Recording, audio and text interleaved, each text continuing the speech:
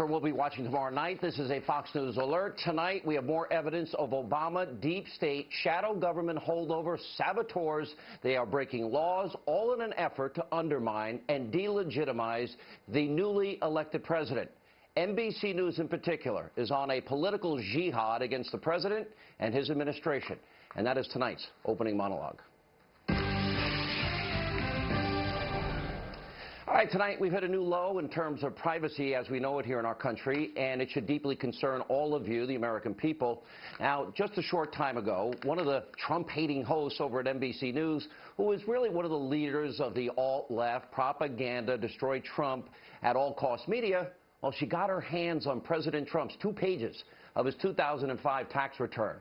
Now, in many ways, this should be troublesome to everybody, but also there are many, many legal questions that we'll get into tonight. For example, according to 26 U.S. Code 7213, quote, it shall be unlawful for any officer or employee of the United States or any person described in Section 6103 and or any officer or employee of any such person or any former officer or employee willfully to disclose to any person except as authorized in this title any return or return information. By the way, that's a felony. They say they found it in a mailbox, and it could be related to the Russians. Now, that could result in a $5,000 fine, 5 years in prison. Now, tonight, ahead of this criminal release, well, the White House revealed, well, in 2005, Donald Trump paid $38 million in taxes on $150 million in income, which, by the way, legal deductions, I'm sure. That's not a scandal. But here is what the scandal is tonight. We have been reporting on these deep state actors in great detail for weeks. They have been working tirelessly, nonstop since November the 8th, behind the scenes. Why? They want to create a false narrative that President Trump colluded with the Russians. Now, of course, reports have now been debunked. That is a fake news story. We've also told you about how just weeks before he left office, President Obama altered Executive Order 12333, which allows widespread sharing of raw data collected by American intelligence agencies, and that added 16 additional government agencies. 16 additional. And their employees now gained access to top secret intelligence they never had access to before. He did this 2 weeks before he left office. But what we're seeing now is becoming far worse. Now it's a clear and present danger that has emerged, and it's threatening our democracy and the will of the people. Because we have people in our government today who are committing felonies now on a weekly basis. These saboteurs, they're trying to prevent the president from doing the job that you, the American people, elected him to do. Now, aside from the president's taxes, take a look at this. Look at all the other leaks that have gone on since Donald Trump won the election. Take a look at all that. Now, this didn't happen when President Obama was in office, but we now have deep state actors, some who broke the law by releasing the president's taxes, all in an effort to destroy his presidency. Now, it wasn't bad enough that Obama used the IRS, remember, as a weapon against conservatives and conservative organizations. They took the criminalization of political differences to a level we've never seen before. Last week I said that President Trump, he needs to purge this deep state, and all these Obama holdovers, all these bureaucrats, all of those sabotaging the president need to be exposed, some arrested and tried, and some fired. Now, tonight's example is exactly what I'm talking about. Now, the other issue we've got to address tonight is the corporate jihad being waged by NBC News against President Trump. Now, as I said earlier, they're the leaders of this alt-left propaganda, destroy Trump at all costs media, and now releasing his 2005 tax return. It proves that they will do anything, spin any conspiracy to destroy the commander-in-chief, including working with people clearly that have broken the law. Just take a look at some of these examples. I do want to move quickly to some breaking news about Donald Trump. A decade-old audio tape surfacing late today in which Trump is heard making crude and vulgar comments about women, including how he gropes them. We want to warn you, some of the language you're about to hear may be offensive. When he said today, America first, it was not just the racial, I should say racial, the Hitlerian background to it. Here you have a deranged president or a pathologically lying president lying about the operations of the American government and lying about the previous president of the United States. That's enough to invoke the 25th Amendment, but Mike Pence and the cabinet are not there yet. That tweet is also enough to impeach the President of the United States. I urge people to read and really make decisions about exactly what they're seeing. I understand why so many people voted for him. I understand where you were coming from. I understand why you liked him. But this man is lying to you. All the conspiracies, it's a concerted effort by a so-called news organization. Why? Perhaps to take down the president. Steve Bannon, I argue, was right. The alt-left propaganda media is the opposition party in America today. They're not news anymore. And by the way, did NBC News care when the IRS targeted conservatives specifically to intimidate them? Did they care about President Obama's unconstitutional executive orders he himself admitted he didn't have the power to do? They have this morning show on MSNBC. They attack the president's mental health almost now on a daily basis. And what Rachel Maddow did tonight, if you could stomach, I actually laughed. It actually made me laugh, frankly, harder than I have in 10 years, was a flat-out pathetic conspiratorial attempt to smear the president. Now, I really couldn't watch it with a straight face. It was sort of like an SNL skit, but actually better. And with her trying to piece all these conspiracy pieces together, claiming in 2005 a Russian oligarch knew that Trump was going to be the president and elected in 2016, so he bought a property from him in Florida, and Trump made a big profit. And, you know, did they want to ask the guy who runs NBC, maybe Andy Lack? I wonder if Andy Lack is a pretty wealthy guy. Did he sell any property? Did he ever make a profit back in 2005 or any other year? Do they want to, you know, did they want to question if the moon landing actually occurred? This is the twilight zone. Let me get this straight.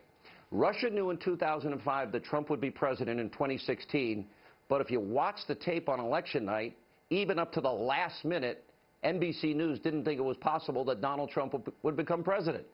This is the twilight zone. So tonight, let's set the record straight.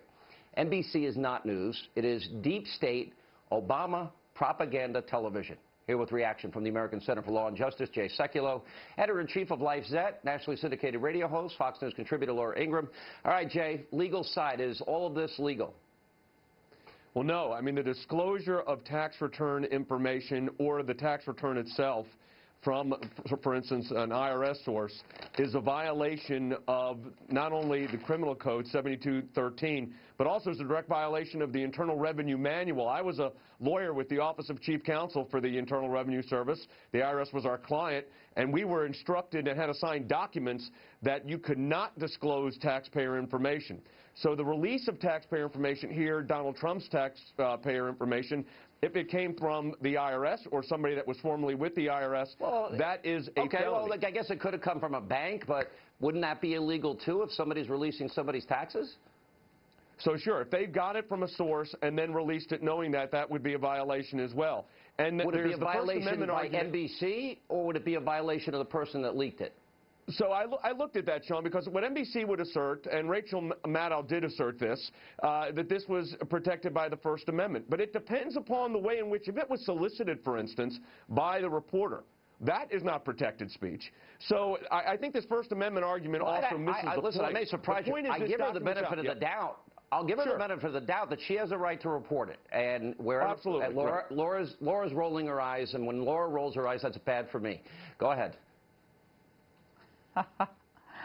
Sean, first of all, if Donald Trump paid what was the equivalent, I guess, of about 25% in federal taxes, federal income taxes, I think he needs a better tax attorney. I mean, why is that? I mean, if I were Trump, I wouldn't be worried about this at all. I mean, so he depreciated his assets. He probably had some losses counted against income. This is all done according to the tax law. Big deal. But Jay's right. There's a federal criminal violation here. Clearly, if this was done by the IRS, clearly if this was done by some tax preparer or legal entity that helped Trump with his taxes. But it sounds and it seems more like this is someone burrowed into the federal bureaucracy who's trying to make hay of this and trying to capture another news cycle. But I don't think it looks bad for Trump at all. What's the story? I don't think it's a big deal of this. Like 25% in federal taxes? That's a lot. Yeah, Jay? The story here is not that Donald Trump paid a lot of taxes, which he did. So that's not the story. And I agree with Laura. I mean, tax planning, he was taking advantage of existing legal doctrine, so that's no big deal. The story, though, is if this came from, and it's likely that it came from a source within the IRS or an IRS leaking it to someone else, that is a crime. And this goes back to something we've been talking about a lot.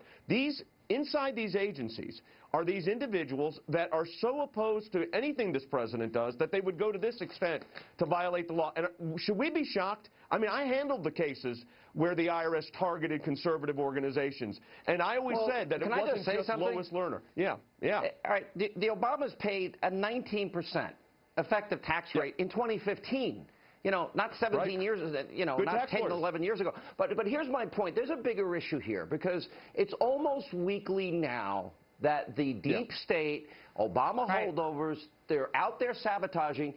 And what it's doing is, like, we'll have Sarah Carter on later tonight, Laura Ingraham. Sarah Carter said that there was a FISA warrant in October. It wasn't against Trump. That when there was any issues that were raised about Trump, they were debunked.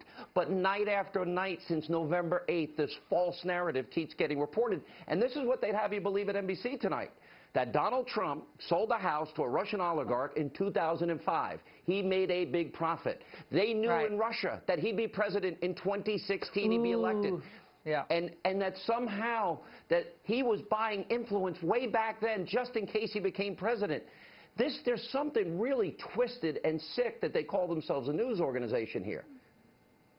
Yeah, the amazing thing, Sean and Jay, is that these are the same folks who are always rushing to conclude that conservatives and conservative activists are conspiracy theorists and total nutbags.